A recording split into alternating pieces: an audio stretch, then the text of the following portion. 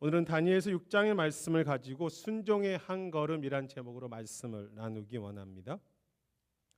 여러분들이 잘 아시는 에베레스트 산은 세계에서 가장 높은 산이고요. 2,900피트이고 미터로는 8,848미터입니다. 가장 높은 산이죠. 이 산은 인간이 오르기 힘든 산이기 때문에 많은 등산가들과 사람들에게 도전하는 상징이 되기도 합니다. 그런데 이 에베레스트 산은 오르는 것은 너무 거칠고 쉽지 않아서 죽음에 이르는 경우가 많습니다.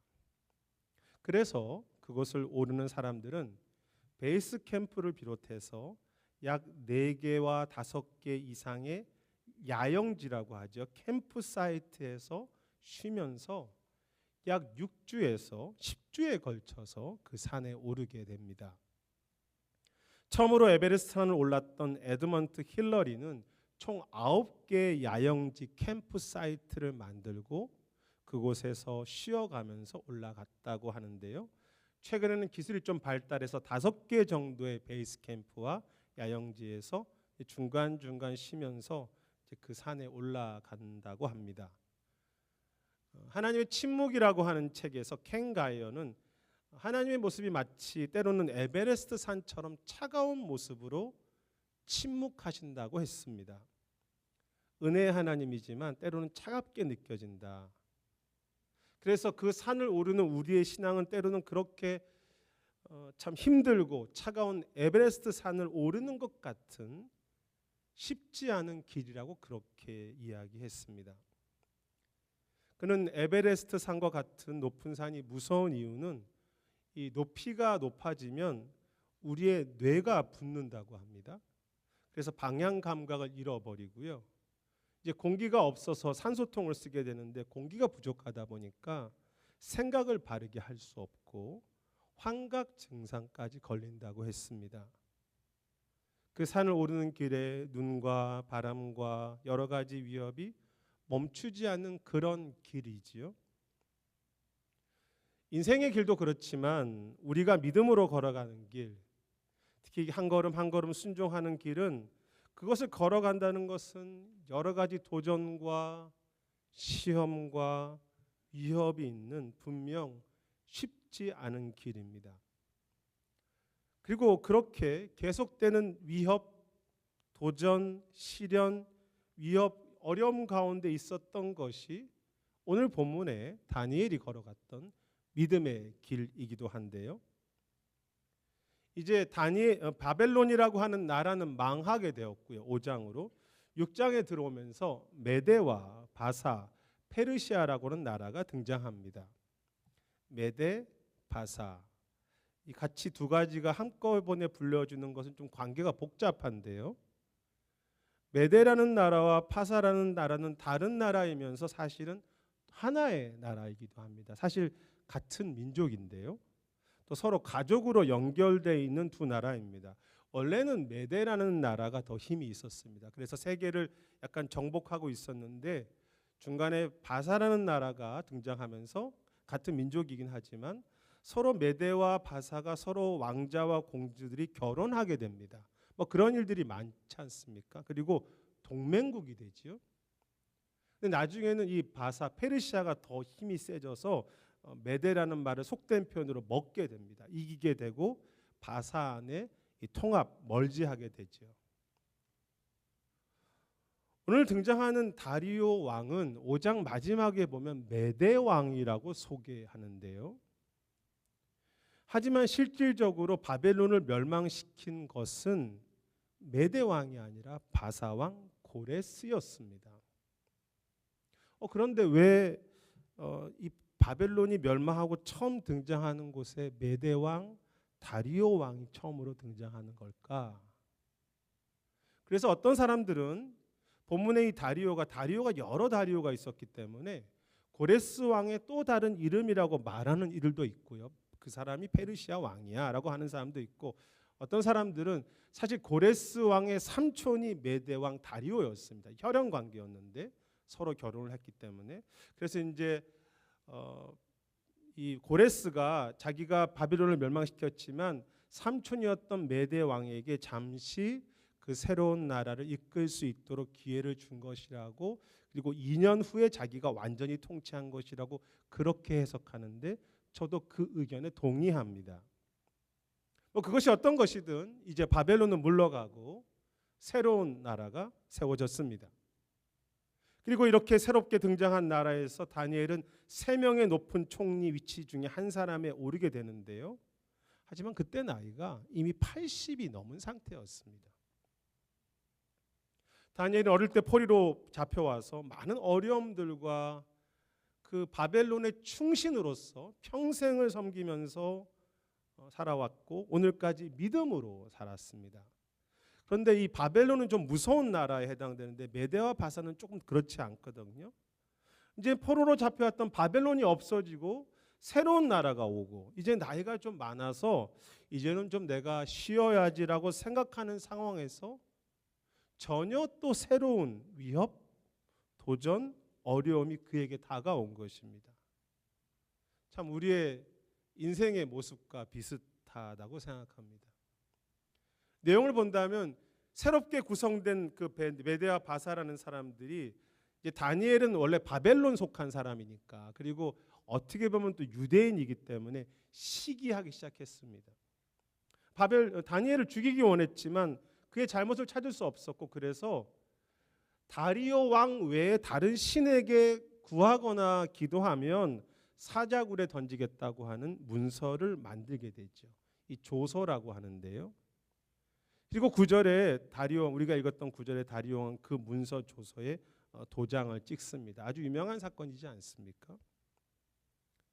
평생을 믿음으로 살았지만 이 80이 돼서 또 다른 도전과 시련 가운데, 시험 가운데 마치 에베레스트 산을 오를 때 긴장을 늦출 수 없는 것처럼 결코 그 시련, 멈추지 않는 또 다른 시험, 또 어려움, 문제가 또 다가온 것입니다. 3년 전에 총회에 갔을 때 화종부 목사님께서 참 귀하신 목사님인데 자신의 삶이 늘 어려움이 많아서 어려움이 생길 때마다 하나님께 하나님은 내가 잘 되는 꼴 못 보지요 라고 그렇게 말했다고 했는데 하나님 너무 사랑하기 때문에 그런 고백을 할 수 있는데 목사님들이 너무 많이 공감하고 웃으셨습니다. 하나님의 사랑은 알지만 인생과 교회와 목회 속에 바람과 풍랑이 멈추지 않는다는 그런 뜻이겠죠. 하나님 내가 잘 되는 꼴 못 보죠. 그런데 이때 10절에 보면 다니엘이 조서에 도장이 찍힌 것을 알고도 창문을 열고 예루살렘을 향해서 예전에 하던 대로 3번 무릎을 꿇고 기도했다고 했습니다. 너무 잘 아시는 내용이지요. 다니엘이 인간인데 또 그도 이제 나이가 좀 들었는데 좀 편하게 살고 싶었을 것이고 죽음 혹은 사자굴이라고 하는 위협이 왜 신경 쓰이지 않았겠습니까? 당연히 신경 쓰였겠죠. 하지만 다니엘은 그 가운데 흔들리지 않고 다시 하나님을 의지하고 예전에 하던 대로 다시 기도합니다. 어떻게 보면 조금 어리석은 것 같아요. 좀 그런 어려움 잠깐 피할 수 있을 것인데 굳이 문을 다 열어놓고 분명히 그것이 죽음의 길이라는 것을 알면서도 다 열어놓고 예전에 하던 대로 다시 하나님을 향한 믿음의 선택을 하는 것입니다. 분명히 그것은 어리석은 선택이죠. 하지만 다니엘은 하나님의 선하심을 믿었기 때문에 또 주님을 그 인생에 가장 사랑했었기 때문에 그리고 하나님을 의지하고 따르는 것이 그의 삶에서 그의 안전보다 더 중요한 것이었기 때문에 내가 좀 편안하게 사는 것보다 하나님을 따라가는 것이 더 중요했기 때문에 상황이 바뀌고 바람이 불어도 변함없이 하나님 앞에 엎드려 그 죽음 앞에서도 다시 한 걸음 그 기도와 순종의 길을 걸어갔던 것입니다. 그런데 중요한 것은 다니엘이 이렇게 흔들리지 않고 기도와 순종의 한 걸음을 걸어갔던 것은 그의 신앙의 좋은 모습이라든지 다니엘이 과거에 좋은 믿음의 습관이 있어서라든지 내 힘과 그의 다니엘의 결단만으로 그렇게 한 것이 아니었다는 것입니다. 다니엘의 신앙이 좋아서 그렇게 다시 결단한 것만이 아니었다는 것이죠. 이 다니엘서 지금 저희가 6장을 읽고 있는데요. 6장은 나중에 나오는 다니엘서 9장의 내용을 같이 생각하면서 읽어야 하는 내용입니다. 다니엘서 9장에 가보면 이렇게 시작합니다. 다리오 왕 첫 해에. 6장과 같은 시간이죠. 6장과 9장이 같은 시간입니다. 그런데 9장 2절에 보면 다니엘은 그때 다리오 왕 첫 해에 예레미야 책을 통해서 예루살렘이 70년 만에 다시 회복된다는 약속을 발견하게 됩니다. 그리고 그 소망을 갖게 됩니다. 하나님께서 70년 만에 회복하신다고. 그것을 깨닫게 되는 것이 다리오 왕 첫 해라고 했습니다. 얼마나 다니엘이 감격했을까요? 그토록 기다리던 이스라엘의 회복의 시간을 깨달았는데 바로 그것이 지금이라는 것을 깨닫게 된 것입니다.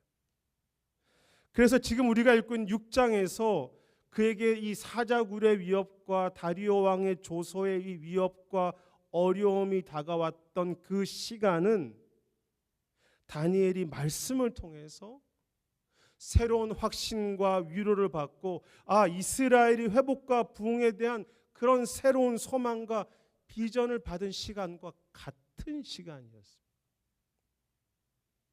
특히 오늘 본문 읽었던 10절의 마지막에 보면 그는 이제 3번 기도하면서 하나님께 감사했다고 했는데요. 감사가 있는 소망의 기도이죠. 그러므로 다니엘은 단지 자신의 과거의 믿음의 경험과 내 신앙적인 결단으로 흔들리지 않고 한 걸음 순종한 것 정도가 아니라, 물론 그런 부분도 있었겠지만 하나님이 그 시간에 주시는 새로운 은혜가 있었기 때문에, 새롭게 깨닫게 하시는 그 예레미야 약속을 그가 붙잡았기 때문에 그 은혜 안에서 그 위협 속에서도 흔들리지 않고 다시 감사하면서 순종할 수 있었던 것이죠. 여러분, 우리가 가는 순종의 길은 어떤 길입니까? 비록 상황은 어렵지만 주님이 주시는 그 새로운 은혜가 있고 새로운 소망이 있기 때문에, 새로운 그 약속이 오늘도 주어지기 때문에 감사하면서 한 걸음씩 걸어갈 수 있는 길이죠. 나 혼자 버티고 가는 그런 순종의 길이 아니라 오늘도 우리에게 주시는 새로운 은혜가 있기 때문에, 그 9장의 새로운 예레미야의 약속을 보기 때문에 오늘 그 사자굴의 위험에서도 감사하면서 걸어갈 수 있는 거죠. 여러분, 그것이 성경 전체의 약속입니다. 언제나 우리가 그것을 깊이 깨닫던 깨닫지 못했던 하나님의 새로운 은혜는 이미 우리의 삶 가운데 함께 하고 계신 것이죠. 그래서 순종할 수 있는 것입니다. 그리고 그것이 다니엘의 평생의 하나님의 은혜였습니다. 상황이 쉬운 적이 한 번도 없었습니다. 그런데 그때마다 하나님이 다니엘에게 은혜를 주셨죠. 걸어갈 수 있는 힘을 주셨기 때문에 오늘까지 다니엘은 한 걸음 한 걸음 걸어올 수 있었죠. 그 에베레스트 산을 오르는 것은 너무 쉽지 않아서 여러 가지 도움과 장비가 필요한데요. 그 중에서도 거의 대부분의 등산가들이 셰르파라고 하는 도우미와 함께 산에 오르게 됩니다. 아시겠지만 셰르파는 고산 지역에 사는 그 고산에 익숙한 그 지역 사람들로서 길을 인도해 주기도 하고 짐을 대신 져 주기도 하고 또 여러 가지 장치를 주기도 하고 또 짐을 대신 져 주기도 하는 여러 가지 일들을 많이 합니다. 그래서 처음으로 에베레스트 산을 등반했던 에드먼트 헬러리도 셰르파 텐징 노르가이라는 사람과 함께 정상 올랐습니다. 그래서 이제 기네스북에 보면 에베레스트 산을 처음 올랐던 사람이 두 사람인데, 한 사람은 헬러리와 그리고 텐징 노르가이죠. 왜냐하면 셰르파가 반드시 있어야 했기 때문입니다. 그 셰르파의 도움과 힘이 있었기 때문에, 그의 인도가 있었기 때문에 그 사람이 그 길을 걸어갈 수 있는 거죠. 그리고 앞에서도 말했던 것이 것처럼 한 번에 산을 오르는 것이 아니라 수많은 야영지 캠프 사이트에서 쉬면서 또 회복하고 또 캠프 사이트 가서 또 힘을 얻고 또 새 힘을 얻고 새 힘을 얻으면서 계속 주어지는 그 힘을 얻으면서 정상을 향해 한 걸음씩 나아가게 되는 것입니다. 하나님의 침묵이라는 그 앞에 책에서 하나님이 때로는 여기 어디에 계신가라고 그렇게 갈등한다고 합니다. 왜냐하면 하나님의 침묵이 있기 때문에. 하지만 우리가 마음을 열고 눈을 열 때 하나님은 우리의 모든 것에 함께 하신다는 것을 발견할 수 있다고 그가 말했습니다. 그러면서 그는 이렇게 말합니다. 하나님은 우리가 올라갈 수 있는 힘, 올라가려고 하는 그 힘, 그 안에 함께 하신다. 그리고 언제나 우리가 기대하는 방법으로 함께 하시는 것은 아니지만 우리의 모든 발걸음 안에, 우리의 모든 발걸음 그 안에 주님이 함께 계신다고 했습니다. 오늘도 새로운 은혜와 소망을 주시기에 우리의 걸어가려고 하는 그 발걸음 속에 주님이 함께 하시기 때문에 쉽지 않은 그 한 걸음을 순종할 수 있는 그런 우리의 길이지요. 여러분도 그러시겠지만 저도 지난 사역과 그 삶을 살면서 어떻게 할지 모를 때가 참 많았습니다. 어떻게 하면 좋지? 이 상황을 내가 어떻게 해결해야지? 그리고 힘들 때도 많았는데요. 제가 포기하지만 않는다. 제가 주님을 향해서 엎드릴 수만 있다면 주님은 항상 새로운 약속을 주셨고 또 새로운 은혜를 주셔서 어려움 속에서도 그것이 목회이든 개인이든 한 걸음 정도는 걸어갈 수 있게 하신 것만은 분명하게 고백할 수 있습니다.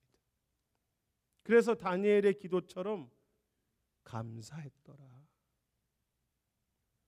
하나님께 감사했더라고 하는 것이 저의 고백이기도 합니다. 여러분들의 고백이시기도 하겠지만 분명 쉽지 않고 우리를 흔드는 순종의 한 걸음이지만 주님의 그 약속 분명히 늘 깨달았던 새롭게 하신 또 은혜가 오늘 있기 때문에 충분히 감사하며 걸어갈 수 있는 그러한 우리의 순종의 한 걸음이지요.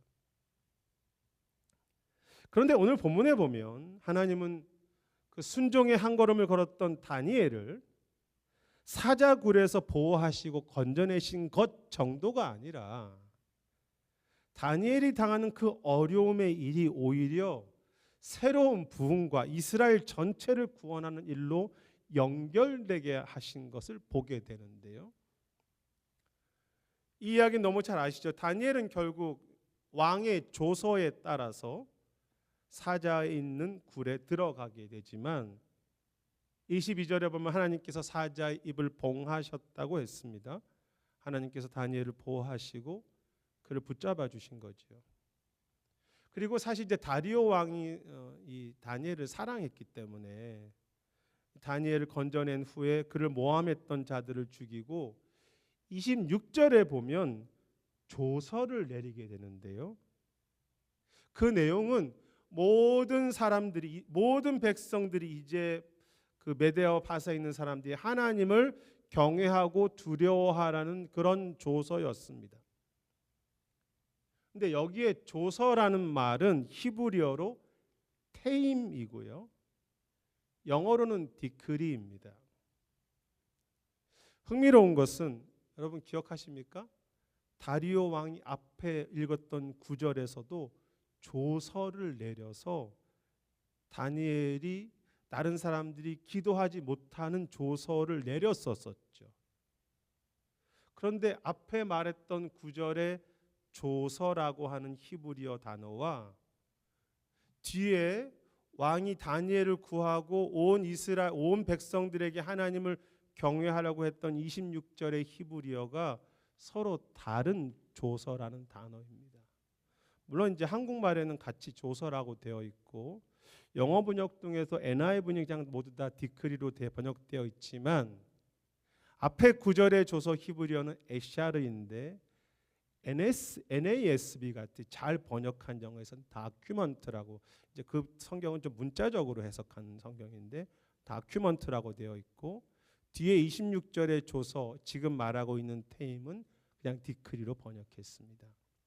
물론 크게 보면 한국 성경 NIV 다 크게 문제는 없습니다. 둘 다 하나님의 왕의 명령을 담은 하나의 문서 조서를 말하기 때문에 문제가 없지만, 뒤에 나오는 단어 디크리는 앞에 나와 있는 더큐먼트보다 좀 더 강력한 힘을 가진 그런 단어입니다. 다큐먼트보다 디크리가 훨씬 더 강력한 단어이죠.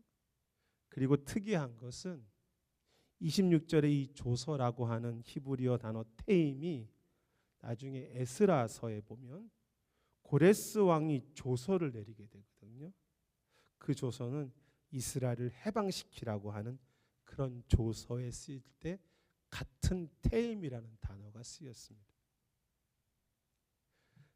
다리오 왕의 이 조서와 고레스 왕의 조서가, 사실 고레스 왕의 조서가 이스라엘 역사에서 굉장히 중요한 사건이거든요. 그런데 서로 연결이 되는 것이죠.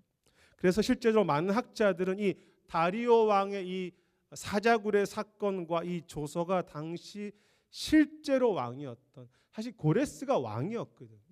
고레스 왕이 바로 2년 후에 이스라엘 전체를 회복하는데 중요한 사건이 되고 그것으로 연결된다고 그렇게 해석했습니다. 그렇겠죠. 왜냐하면 고레스 왕이 실제적인 왕이었기 때문에 이 다니엘 사건과 이 다리오 왕의 조서를 너무나 잘 알고 있었겠죠. 모든 나라가 하나님을 경외하라. 그 가운데 이스라엘을 해방시켜 준 것입니다.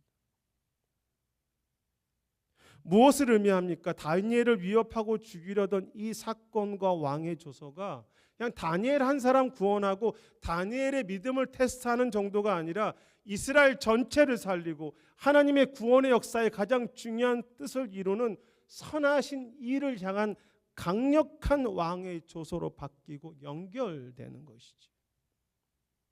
그러므로 이 사건의 핵심은 다니엘이 사자굴에서 벗어나는 정도가 아니라, 물론 그것도 귀하지만 하나님께서 다니엘을 사자굴에서 보호하시고 하나도 상하지 않게 하는 것도 참 중요한 일이지만, 그것만이 아니라 그의 작은 순종 가운데 하나님은 다니엘의 고난이라는 상황을 통해서 오히려 하나님의 강력한 뜻을 이루는 일에, 하나님의 놀라운 그 중요한 일을 이루는 일에 그것이 꼭 필요하게 다니엘의 고난을 사용하셨다는 것이죠. 다니엘의 그 고난이, 다니엘의 그 순종이 꼭 필요했다고 할까요? 그 순종을 통해서 이스라엘 전체가 회복됩니다. 순종의 한 걸음이 왜 중요합니까? 소중합니까? 하나님은 우리의 그 작은 순종의 한 걸음을 통해서 고난과 어려움이라고 하는 상황을 하나님의 선하신 일과 하나님의 비전으로, 하나님의 부흥으로 반드시 만드시기 때문이죠. 그것이 어떤 어려움이든 우리가 주 앞에 순종의 발걸음을 포기하지 않을 때 그 고난이라고 하는 재료를 통해서 선하신 뜻을 이루시는 하나님. 제가 저희 교회 자매님들에게 참 놀라는 것은 별것 아닌 것 같은 재료를 가지고도 항상 맛있는 음식을 이렇게 만들어 주신다는 것입니다. 교회에서도 그렇고 집에 가도 보면 참 대단한 기술들을 갖고 계신 것 같아요. 그런데 지난번에 마더스데이에 보니까 형제님들도 참 대단한 기술을 갖고 계신다. 그래서 앞으로도 형제님들이 더 많이 해야 되지 않을까, 그런 막 확신이 들기도 합니다.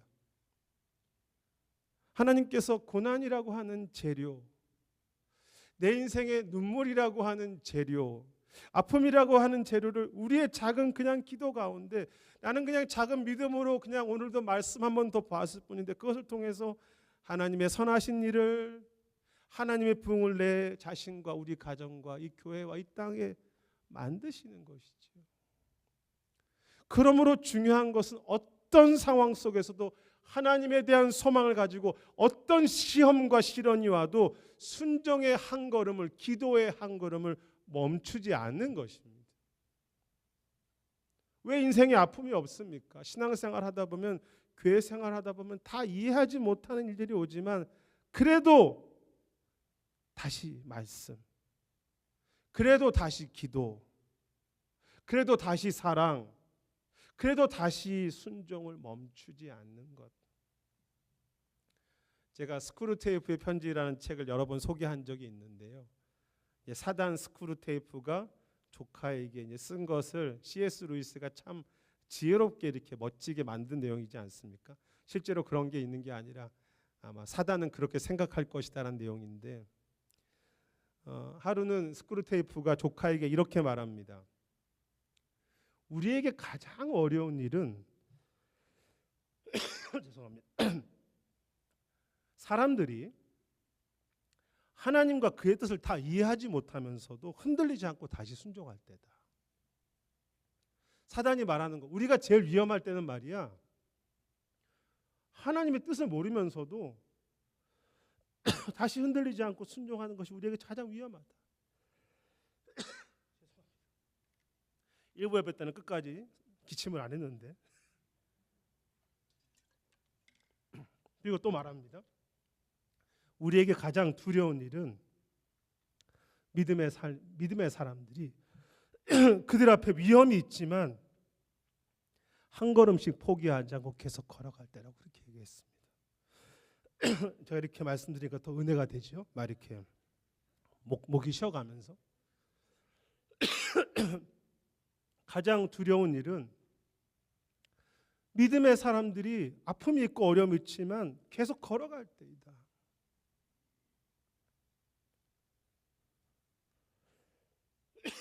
하나님의 침묵 그 책에서 켄 가이어는 에베레스트 산에 올랐던 사람들 중에 정상을 올랐거나 죄송합니다. 살아서 돌아왔던 사람들의 공통점은 죄송합니다. 정상에 올랐거나 살아서 돌아왔던 사람들의 공통점은 한 걸음 한 걸음 포기하지 않고 계속 걸어갔던 사람이라고 했습니다. 그렇죠. 포기하면 죽는 것입니다.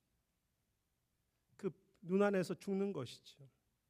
그러면서 우리가 포기하면 실패하지만 포기하지 않고 믿음으로 한 걸음씩 걸어갈 때 우리는 그것이 얼마나 큰 힘이라는 것을 보게 될 것이라고 그렇게 도전했습니다.